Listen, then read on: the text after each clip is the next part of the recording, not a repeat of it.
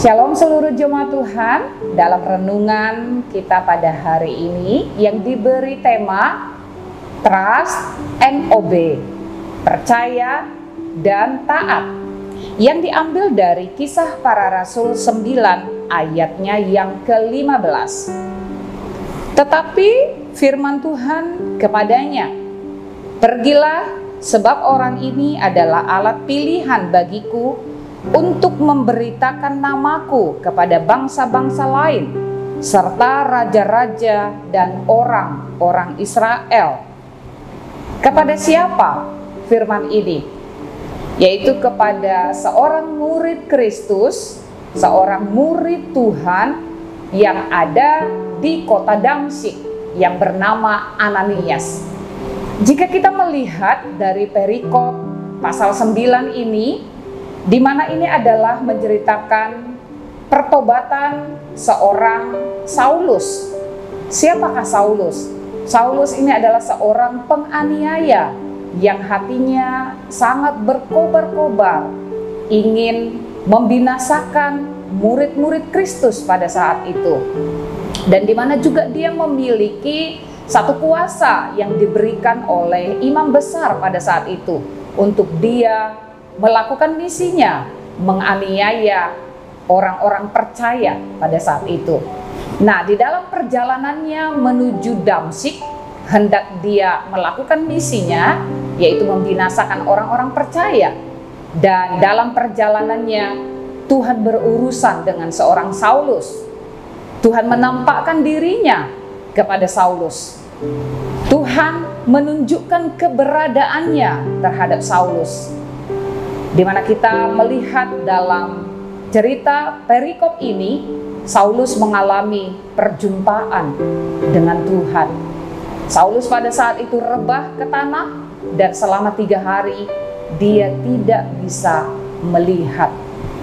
Nah, di tengah keadaan yang seperti ini, firman Tuhan ini datang kepada Ananias. Tadi kita sudah baca bagaimana Tuhan memerintahkan seorang Ananias untuk menjumpai Saulus.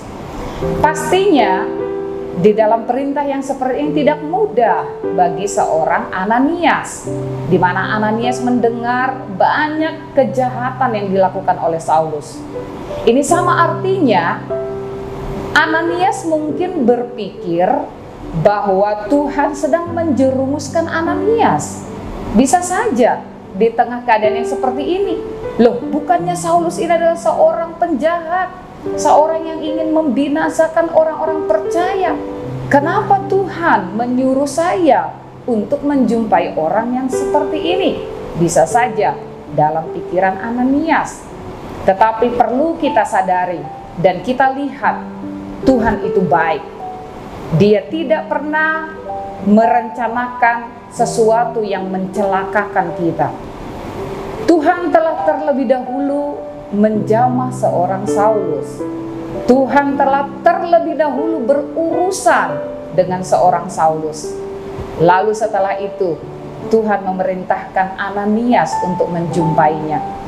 Sebab katanya kepada Ananias, Tuhan berkata kepada Ananias, "Engkau harus menumpangkan tangan atasnya." Dan kita lihat Ananias meresponi.